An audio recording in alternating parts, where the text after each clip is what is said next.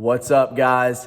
Episode number 7 is here. And if you know, you've been following, we are in 1 John chapter 4. So pause, as always, and go to 1 John chapter 4, verse 16. Boom. I hope you guys are there. And we're going to jump right in because this is full of stuff. I'm excited about this one. One of my favorite verses of all time.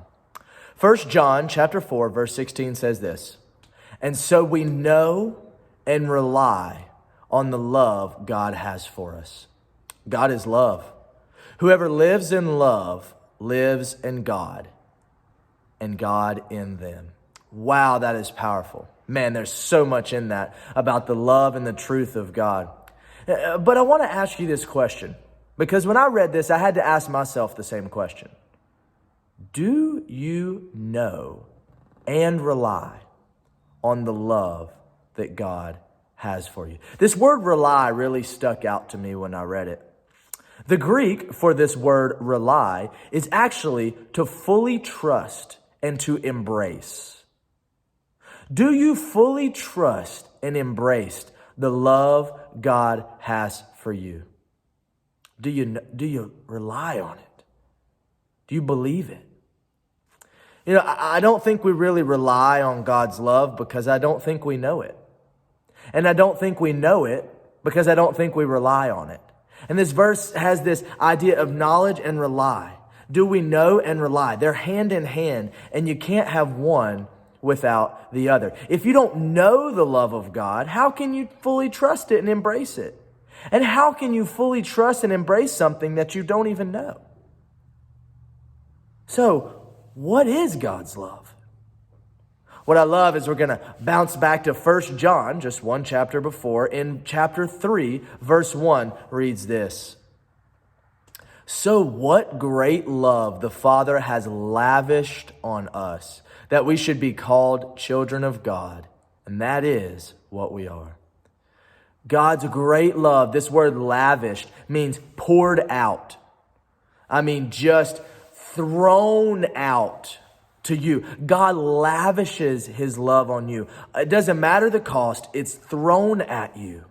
The love of God. He just gives you everything. He's just running to you to give you his love.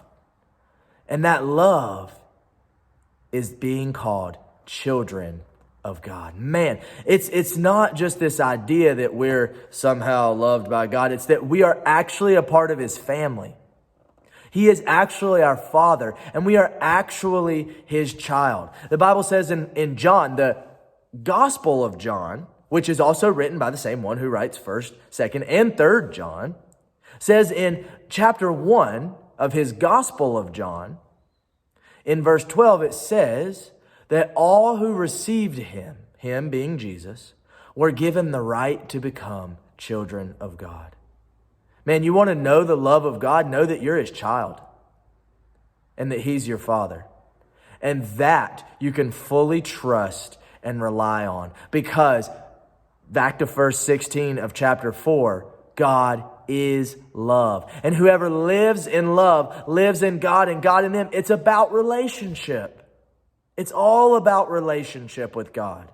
God did and does everything that he did and will do and currently does for the sake of relationship. He wants you to know him. He wants you to know who he is, what his character is like, because he is love. He is love. The more you rely and trust on his love, the more aware that you are of him inside of you. It's not that you have more of him inside of you. When you give your life to him, God doesn't give a part of himself to you. He gives all of you, of himself, to live inside of you. But when you fully trust that love, you become more aware of God inside of you. So my challenge for you today is to write down 3 things that you know in your life, or things that have happened to you that have shown you the love of God, and thank him for it. So that you can rely and trust and embrace and believe the love that God has for you, because you can see it of him inside of you and you inside of him. Love you guys. but it cannot touch the love that God has for you.